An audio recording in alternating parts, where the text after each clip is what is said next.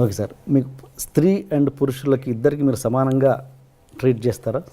స్త్రీని పురుషుల్ని ఇద్దరిని సమాన హక్కులు ఉండాలన్నది ట్రీట్ చేస్తారా? హక్కులు అందరికీ ఒకటిగా ఉండాలి. నాకు ముగ్గురు బిడ్డలు, లక్ష్మీ ప్రసన్న కటెను, లక్ష్మీ ప్రసన్న, విష్ణువర్ధన్ బాబు, మనోజ్ కుమార్. ఆస్తులు ముగ్గురికి సమానంగా పంచుతాను. But I give preference for my daughter. అలాగే ఆర్యానా, వివియానా, నివ్యానా. ఆడపిల్లలంటే నాకు ఇష్టం. మగవాళ్ళని అలానే చులకనగా చూస్తాను కదా, నేను మగాడిగా. మరి ఇప్పుడు మనోజ్ బాబుకి, విష్ణుబాబుకి అవరామ్ భక్త అని పేరు పెట్టారు. ఎవరికండి? అవరామ్. ఎవరికి పెట్టారు? విష్ణుబాబు బిడ్డకు అవరామ్ భక్త అని పెట్టాడు. నా పేరు కూడా వచ్చేటట్టు. ఓకే. పురుషుడు ద్వేషిస్తాను, ఆడవాళ్ళనే ఎక్కువ గౌరవిస్తాను తప్పు. అమ్మ నాన్న, అమ్మ నాన్న అంటాం. నాన్న అమ్మాను. బీజప్రధానమా క్షేత్రప్రధానమా అనేవాళ్ళు. మనంతా బీజప్రధానం మన పేరులో ఉంటుంది. తెలుసుగా మీకు? ఇంటి పేరు పెట్టుకుంటాం, నాన్నగారి పేరు పెట్టుకుంటాం. కాబట్టి ఐ గివ్ రెస్పెక్ట్. అలాంటప్పుడు మరి మంచు ఎక్కువ శాతం ఆడపిల్లకు గౌరవిస్తాను. వాళ్ళందరికీ అప్పుడప్పుడు మా ఇన్స్టిట్యూట్లో కూడా చెప్తుంటాను, ధైర్యంగా ఉండాలి, పెరిగి పందుల్లా బ్రతకద్దండి. ఎవడైనా చెయ్యి పట్టుకున్నా, ఎవడైనా ఎదురుగా వచ్చి నిన్ను ఏదన్నా అన్నా, వాడిని కొడితే 3 పళ్ళు రాలిపోవాలి, లేకపోతే ఒకటే దెబ్బకు వాడు చనిపోవాలి. ఆ విధంగా ఉండండి. నేను ఆడపిల్లలకు ధైర్యాన్ని చెప్తాను. ఒకే దెబ్బ మన 2 దెబ్బ పడకూడదు. అలా ఉండండి ఆడపిల్లలు. సొసైటీలో ధైర్యంగా బ్రతకండి. ఆడపిల్ల అంటే చులకన, వాళ్ళ అమ్మ కూడా వాళ్ళ తల్లిగా. ఎందుకు భయపడతారు మీరు? చాలామంది తల్లిదండ్రులు వాళ్ళ బిడ్డల్ని ధైర్యాన్ని నేర్పించండి మోహన్ బాబు గారు చదువు కంటే కూడా నా విద్యాలయాల్లో చెప్తుంటారు. మగోడు ధైర్యంగా వెళ్ళొచ్చు, ఆడపిల్ల కూడా ధైర్యంగా వెళ్ళాలని గాంధీ మహాత్ముడు చెప్పాడుగా, ఎన్టీ రామారావు గారు చెప్పారుగా. ఈరోజు ఎంతమంది ఉంది, ఎలా ఉంది, ఏం చూస్తున్నాం పేపర్లో? లా ఏంటంటే మన లా, ఒక అమ్మాయిని బలాత్కారం చేసిన వాడిని శిక్ష ఉండకూడదు, జైలు ఉండకూడదు, అక్కడే నిర్దాక్షిణ్యంగా కాల్చి చంపేయాలి. ఆ దుబాయ్లో జరుగుతూ ఉందో, ఇతర దేశాల్లో కొన్ని దేశాల్లో జరుగుతుందో ఆ విధంగా చేయాలి. No excuse. అక్కడికక్కడే, ఇంకా మళ్ళీ వేరే ఉండకూడదు. అలా అంత ఇంపార్టెన్స్ మీరు ఇస్తే కనుక ఇస్తే గనక ఇస్తున్నాను గతంలో అండ్ ఇప్పుడు ఇస్తున్నారు కాబట్టి. అండ్ మీ కూతురు మంచు లక్ష్మికి మీరు అంత గ్రాండ్ లాంచ్ ఎందుకు చేయలేకపోయారు? మీ అబ్బాయిలకు చేసినట్టుగా మీ అమ్మాయికి ఎందుకు చేయలేదు మీరు? ఏమండి, బిడ్డకు పెళ్లి చేసాము. పెళ్లి చేసిన రోజున తనకు ఇంట్రెస్ట్ లేదు. బట్ తను చదువుకున్నది లాస్ ఏంజల్స్లో నెంబర్ 1గా ఎడ్యుకేషన్. దాన్ని ఏదో ULCA UCLA చదువుకున్నది, ఓక్లహోమాలో చదువుకున్నది, స్టేజీ ఆర్టిస్ట్ నేర్చుకున్నది. పెళ్ళైన తర్వాత పెళ్లి చేసి సంసారం చేసుకోవాలి, ఇటువంటివన్నీ వద్దు అని అనుకున్నాను. తన భర్త ఎంకరేజ్ చేశాడు, విష్ణు కూడా ఎంకరేజ్ చేశాడు, వాళ్ళ తమ్ముడు మనోజ్ చేశాడు. Then she is doing. సొసైటీలో మంచి పేరు తెస్తే చేయి, మంచి పేరు తేని రోజున నేను బ్రతికినా ఒకటి, చనిపోయినా ఒకటి. అది నా సిద్ధాంతం. సొసైటీలో కాపురం చేయి భర్తతో, వద్దా ఉద్యోగం చేయి, లేదా నీ భర్తకి ఇష్టం వచ్చినప్పుడు సొసైటీలో ఇప్పుడు చేస్తున్నావు. ఇది కూడా అమ్మాయి ఎక్కువ చేయడం నాకు ఇష్టం లేదు. ఓకే. ఎందుకంటే తెల్లవారితో లేచి టీవీలకు వెళ్ళిపోయి బాగా ఆలోచించాలి. వాళ్ళ కష్ట సకాలన్నీ విని, కష్టాలు 20 మంది అయితే 20 మంది కష్టాలు విని, ఆ కష్టాలు విని 10 మందికి ఫోన్ చేస్తూ ఉంటాను. కొంతమంది చూసి స్పందిస్తున్నారు, కొంతమందికి ఫోన్ చేసి అంకుల్ నేను ఫలానా ఇలా సఫర్ అవుతున్నారు వాళ్ళు, మీరేమైనా హెల్ప్ చేయగలరా అంటే 10 మందికి స్పందించే వాళ్ళ గురించి పక్కన వదిలేద్దాం. 10 మందికి లక్ష్మికి ఫోన్ చేస్తాం. దానిలో 5 మంది ఇష్టపడచ్చు, మిగతా 5 మంది ఏమిరా ఈ అమ్మాయి మనం డబ్బులు అడుగుతా ఉంది, ఆ అమ్మాయి కోసం కాదు ఇతరుల కోసమే, ఎందుకంట ఇదేమిటి అని బాధపడుతూ ఉంటారు కొంతమంది. అది ఎందుకు అని నాకు ఇష్టం లేదు. అది నా తత్వం. బట్ యాక్ట్ చేయడం విషయంలో మీకు ఎటువంటి అబ్జెక్షన్ లేదు? 100% అభ్యంతరం లేదు. నేను లాంచింగ్ అనేది ఆ విషయంలో అదేనండి, అందువల్ల లాంచింగ్ చేయలేదు, ఆటోమేటిక్గా వచ్చేసింది తను. Okay okay okay okay okay. And ఒక హీరో మనకు సౌత్లో ఉన్నది ఏంటంటే ఒక హీరో కూతురు హీరోయిన్గా రావడం అన్నది ఫ్యాన్స్ ఒప్పుకోరు అన్నది ఒక చిన్న ఒక ఇది ఉంది, ప్రాబ్లం ఉంది. అది మీరు ఎంతవరకు ఎంకరేజ్ చేస్తారా చేయరా? ఫ్యాన్స్ ఒప్పుకోకపోతే ఆ అమ్మాయికి ఫస్ట్ పిక్చర్కి అవార్డులు వచ్చినాయి, శభాష్ అనిపించుకున్నది. అట్లా ఏమీ లేదు. హీరో కూతురు అంటే హీరో చాలా గొప్పవాడా? ప్రజల నుంచి వచ్చినట్టుగా. హీరో కొడుకులను ఎంకరేజ్ చేస్తారు, హీరో కూతురులను అంత ఎంకరేజ్ చేయలేదు ఫ్యాన్స్. మా విష్ణువర్ధన్ బాబును ఐపీఎస్ చదవమన్నాను. ఈజ్ ఇంజనీరింగ్లో first class student, national player ఆడాడు బాస్కెట్బాల్. విష్ణు తెలియదు, గొప్పలు చెప్పుకొని నేను. విష్ణు నేషనల్ ప్లేయర్గా ఆడాడు బాస్కెట్బాల్ జేఎన్టీయూ యూనివర్సిటీలో. Number 1 student, 95 94. మనోజ్ క్రికెట్ ఆడాడు. వీళ్ళు ఆడారు. మనోజ్ని నటుడు అనుకున్నాను, విష్ణుని ఐపీఎస్ చేద్దాము మంచి ఆఫీసర్ అనుకున్నా. కానీ వాడికి నటన మీద ఇంట్రెస్ట్ ఉన్నాడు. అమ్మ చెప్పాడు, నీ ఇష్టం నీదన్నా, అంతేగాని నా తర్వాత నా వంశంలో ఉండేవాళ్ళు ఆర్టిస్టులు అవ్వాలి అని కలలో కూడా ఊహించడా. ఓకే, ఇది కాకతాళీయం, ప్రకృతికి తెలుసు. ఓకే. మీరు మీ కూతురు భయపడుతుంటారా? ఎవరికి? మీ కూతురు. ఓన్లీ ఆ అమ్మాయికే భయపడతా. ఏ విషయంలో? అన్ని విషయాల్లోనూ నా మీద రాక్షసులాగా ఉంటుంది. ఒకటి ఎగ్జాంపుల్. అన్నీ ఆ అంటే ఓ అంటే కోపం ఆ పిల్లకి. నా కోపం ఆ అమ్మాయికి వచ్చింది. ఇంకెవరికి భయపడను. అంత భయపడతాను, అంత ప్రేమిస్తాను. అంటే ఒక ఎగ్జాంపుల్ చెప్పండి, దేనికి భయపడతారు? ఏదైనా 1-1000 ఉంటాయి. రోజులో 10 సార్లు మాడితే 9 సార్లు నన్ను భయపెడుతుంది, విసుక్కుంటుంది. మీకు ఎంతమంది గర్ల్ ఫ్రెండ్స్ ఉన్నారు సార్? గర్ల్ ఫ్రెండ్స్ పెళ్లి కాకముందు ఉండేవాళ్ళేమో. నేను శ్రీరామచంద్రుడు అని చెప్పను, పెళ్ళైన తర్వాత ఏకపత్ని వ్రతుడు అని చెప్తాను. మీరు ఏ క్వశ్చన్ వేయాలి, ఏ ప్రశ్న వేయాలి, ఏ ప్రశ్న వేస్తే ప్రజలకు బాగుంటుందని వేయకుండా పర్సనల్కి వెళ్ళారు. నేను మిమ్మల్ని అడుగుతాను, మీరు లేదా? మీరు సత్యశీలురా? చదువుకునేటప్పుడు ఏ అమ్మాయి నేను చూడలేదా? బట్ ఇబ్బంది పెట్టలా. ఏ అమ్మాయిని నేను ఇబ్బంది పెట్టలా. ఆ అమ్మాయికి ఇష్టమయ్యి నాకు ఇష్టమైనప్పుడు ఫ్రెండ్ అవ్వచ్చు తప్ప ఒక అమ్మాయిని బలవంతం చేయడం, ఫోర్స్ చేయడం, ఫోర్స్గా వెంటబడడం, టార్చర్ చేయడం, వాళ్ళని కూడా కాల్ చేయాలి. సో ఏదన్నా పెళ్ళికి ముందే జరిగింది? పెళ్ళైనా జరగలేదు, మళ్ళీ మళ్ళీ వేస్తున్నారు. తలకేస్తే ఈ మధ్యనే ఒక అతను చేశాడు, తలకేస్తే మనకేస్తే తలకని. పర్సనల్గా డీప్గా ఉండేవాడు మీరు చెప్పగలరా? ఒక పత్రికాధిపతి అనవచ్చు, మీరు ఒక టీవీ అధినేతగా ఉండొచ్చు, మీ ఛానల్కి మీరు అధినేతగా ఉండొచ్చు. మిమ్మల్ని కూడా నేను ఇంటర్వ్యూ చేస్తాను, దిమ్మ తిరిగి మళ్ళా భోజనం కూడా చేయలేరు.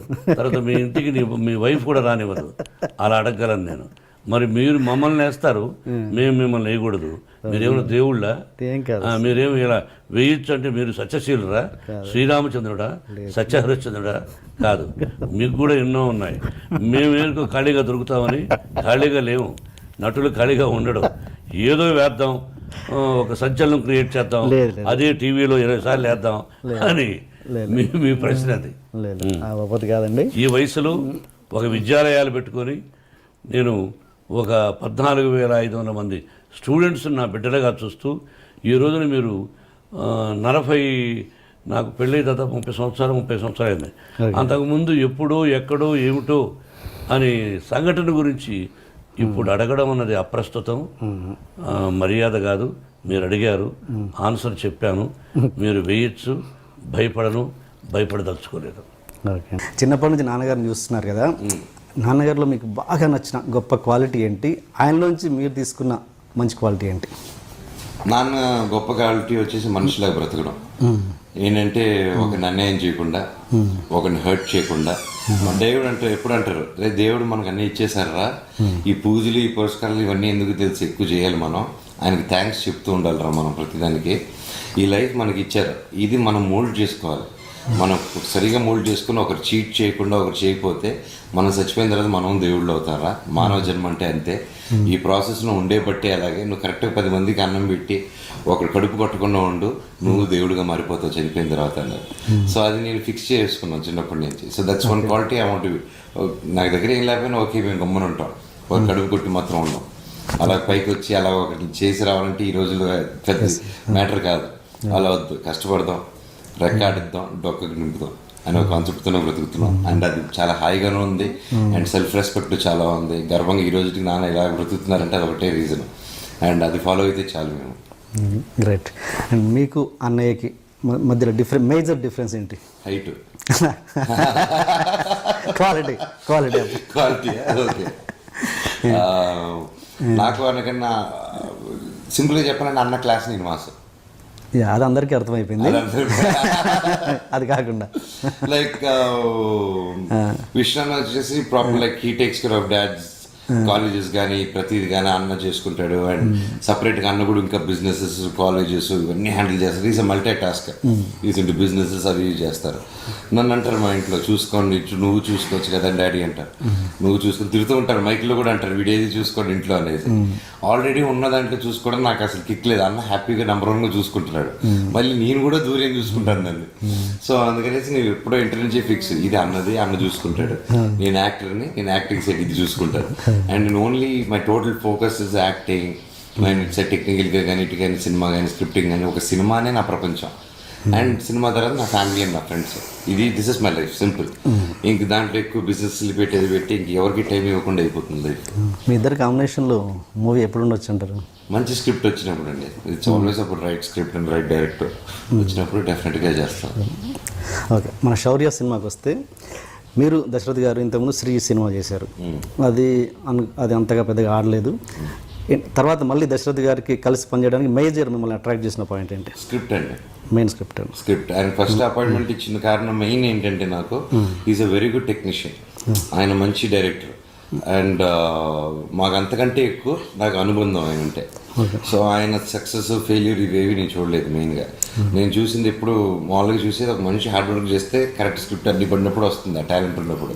And is a talented director. Maybe he didn't get right scripts in between అంతే. అండ్ నాకు కూడా I didn't get right scripts in one between. So ఒక ఆయన ఫోన్ చేసి ఫైట్స్ లేదు, కొత్తగా ట్రై చేశాను మనోజ్ అనగానే నాకు అర్థమైంది దశరథ్ గారు సంథింగ్ న్యూగా ట్రై చేస్తున్నారు. సో నన్ను ఫైట్స్ లేకుండా అడిగారంటే ఏదో కొత్తది పెట్టుకుని వచ్చారు, స్ట్రాంగ్ పాయింట్. ఇమీడియట్గా రండి అని చెప్పేసి ఇమీడియట్గా విని హాఫ్ అన్ అవర్లో ఓకే చేశాను స్క్రిప్ట్. 1 సిట్టింగ్లోనే చేసి అదిరిపోయింది. గురు నాకు యాస్టీస్ తెర మీద ఎక్కియండి, నేను ఇంకేం అడగను.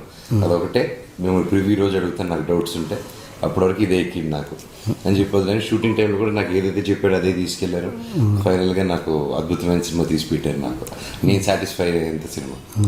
మీరు మేజర్గా ప్రతి సినిమాకి మీరు మేజర్గా ఇంపార్టెన్స్ ఇచ్చే పాయింట్స్ ఏంటి? ఒక సినిమా మీరు ఓకే చేయడానికి ఏది ఇంపార్టెన్స్, ఏది ఎక్కువ? ఐ డోంట్ నో, నాకు క్వశ్చన్కి ఆన్సర్ చేయలేకపోవచ్చు అప్పుడు మూడు బట్టి. అంటే ఇట్స్ ఆల్ సినిమా అనేది ఇట్స్ అన్ ఎమోషన్, ఇట్స్ ఇది you have to try. So నేను మామూలుగా ఇప్పుడు నెక్స్ట్ ఆల్రెడీ రెడీగా ఉంది. సో ఇప్పుడు దాని మీద దిగిపోతాను. అది జరిగేటప్పుడు ఇంకోటి ఏదైనా 1 or 2 వచ్చింది అనుకోండి, నేను హోల్డ్ చేస్తాను ఇమీడియట్గా. ఇది పని చేస్తే అది పని చేయలేను. సో ఎప్పుడైనా గ్యాప్ దొరికినప్పుడు అది వింటాను. So I keep working on that. అంటే బ్యానర్ కానీ డైరెక్టర్ కాంబినేషన్స్ ఇలాంటి వాటికి ఫస్ట్ నుంచి అంటే దట్స్ సక్సెస్ఫుల్ ఫార్ములా. నాన్నగారు ఫస్ట్ నుంచి, నాన్నగారు కానీ నా వెల్ విషర్స్ కానీ ఇండస్ట్రీ పెద్దవాళ్ళు కానీ, నువ్వు పెద్ద డైరెక్టర్తో చేయాలి, ఈ కాంబినేషన్ ఏముంది, ఇది పలానా ఒక బడ్జెట్తో ఇలా చేసుకో, పెద్ద డైరెక్టర్ని పెట్టుకో, హీరోయిన్ పెట్టుకో, సెటప్ ఉండాలి మనకి, సో ఈజీగా ఉంటుంది అనేస్తే నాకు చిన్నప్పటి నుంచి ఒక ఇది ఉందనమాట. నేను కాలేజ్ స్కూల్లో ఉన్నప్పుడు చిన్నప్పుడు ఎవరైనా సిల్వర్ స్పూన్ అంటే కాలిపోయింది నాకు. అంటే నీకేం తెలుసు ఈజీగా వేస్తావు సిల్వర్ స్పూన్. నాకు మార్కులు సరిగేటట్టు ఈ సిల్వర్ స్పూన్ కదా మార్కులు రావడం సిల్వర్ స్పూన్కి ఏమైనా సంబంధం ఉందా అని వాళ్ళు టీచర్స్కి అది చిన్నప్పుడు బాగా ఇది చేసేవాళ్ళు.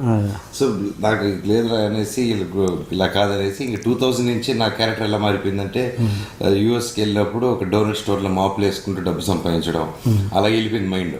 సో నో, ఏ పని ఏం చేసి మన డబ్బు.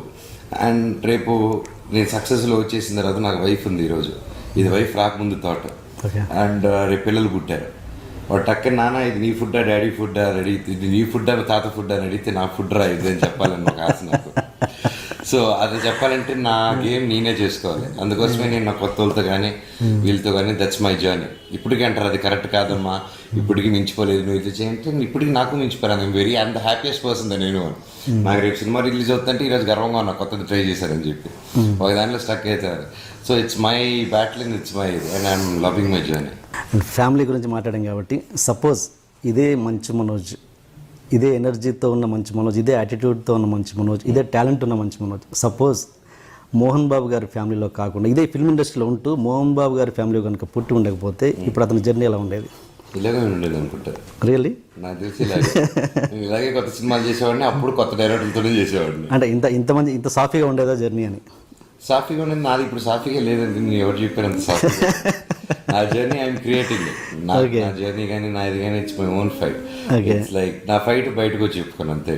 అంతేనా? నా ఫైట్ కూడా ఐ డీల్ ఇట్ విత్. ఎలా అండి? సపోజ్ చెప్పండి ప్రేక్షకుల గురించి. For example a movie and it's not easy to make a movie with new comers, new దీంతో కానీ ఇది కానీ డిఫరెంట్ స్క్రిప్ట్స్ కానీ ఇవి 1-2 కానీ ఇలా డిఫరెంట్గా చేస్తూ పోయింది అనుకోండి, కెరీరే ఉండదు. అండ్ నేను అలా భయపడిపోయి వెళ్ళి చేసిన అయితే ఎప్పుడో ట్రైల్ చేసేవాడిని పెద్దోళ్ళని వీడేసుకొని. And this my 11th year running. 11th yearకి వచ్చాను, ఇంకా రాబోతుంది. ఇంకా స్టిల్ 10th year అయిపోయి 11th ఉన్నా. And till now I didn't feel insecurity. And నాకు main advantage and boosters majorly from the new age audience and students, youth. నేను ఏ ఫిల్మ్ చేసినా నాకు సినిమా తర్వాత ఇర్రెస్పెక్టివ్ హిట్ ఫ్లాప్ ఏది వచ్చినా ఆ సినిమా మార్కెట్ తగ్గలేదు కానీ ఏదో 1 inch పెరుగుతూ వెళ్ళింది. That means they love me, they love my work. And the difference of the concept of the films నేను ఇచ్చేది వాళ్ళకి నచ్చింది, వీడు ఏదో ట్రై చేస్తున్నాడని. సో అది ఉన్నంత వరకు ఐఎమ్ హ్యాపీ. అండ్ ఒక ఆర్టిస్ట్ ఒక హీరోగా చేయాలని ఫిక్స్ లేదు నా మైండ్లో. అటు విలన్గా రెడీ, అటు కమెడియన్గా రెడీ, దేనికైనా రెడీ క్యారెక్టర్ వచ్చినప్పుడు. సో నా మైండ్ సెట్ అలా ఫిక్స్ అయిపోయింది కాబట్టి I'm for me thus no way thus tension coming. ఈ చుట్టుపక్కలకి రాదు టెన్షన్, లోపల రాదు. అవునా? Okay okay. ఆర్జీవి గారి అటాక్ ఏంటి? అందరు ఈగర్గా వెయిట్ చేస్తున్నారు బయట జనాలేమో, మీరు ఇంకా ఏంటి అది దాంట్లో? సింప్లీ క్వశ్చన్ అండి. ఆఫ్టర్ షౌర్య వస్తే they can sell it for even bigger rates. So that's only reason. అంతేనా? They just makers are waiting for that reason. So ఇది అయిన వెంటనే he'll do that. Okay okay. And ఒకటి చెప్పండి, మీ ఎనర్జీ లెవెల్స్ అనేది అందరికీ తెలుసు, బట్ ఇంకా నేను ఒక ప్రేక్షకుడికి అడుగుతున్నమాట, ఇది ఇంత ఎనర్జీ ఉన్న మనోజ్కి ఇంకా పడాల్సినంత తగ్గట్టుగా ఏదో సినిమా రాలేదు, ఇంకేదో వెళితే అని ఫీల్ అవుతుంటాను నేను. నాలాంటి వాళ్ళు చాలా మంది. కామన్లీ ఆస్క్ క్వశ్చన్ ఏంటి దాని వెనుక రీజన్ ఏంటి? ఇంకా మీరు ఆ లోటు మీకు ఉందా? నాకు లేదు ఆ లోటు, జనాలకు ఉంది. నా వెల్ విషెస్ అందరికి ఉంది ఆ లోటు, బట్ నాకు ఆ లోటు లేదు. So I'm happy what I'm doing. Success failure అనేది వచ్చినప్పుడు వస్తుంది, అది వచ్చినప్పుడు ఎవరు ఆపలేరు. So the range of success as long as నన్ను తిట్టుకోకుండా నేను చేసిన సినిమాలు అబ్బా అనకుండా ఉంటే చాలు, అప్పుడు అనకుండా కాపాడుకుంటూ వస్తున్నాను. So in that as an actor I'm success in that way. Success అందరూ ఒప్పుకుంటారు. లైక్ నా సాటిస్ఫాక్షన్ అక్కడ వరకు రైట్. సో నా సాటిస్ఫాక్షన్ సక్సెస్ కి ఫెయిల్యూర్ కి అసలు సంబంధమే లేదు నాకు. నా హ్యాపీనెస్ దాంట్లో పెట్టలేదు నేను, నా హ్యాపీనెస్ పనులు పెట్టాను. Okay good.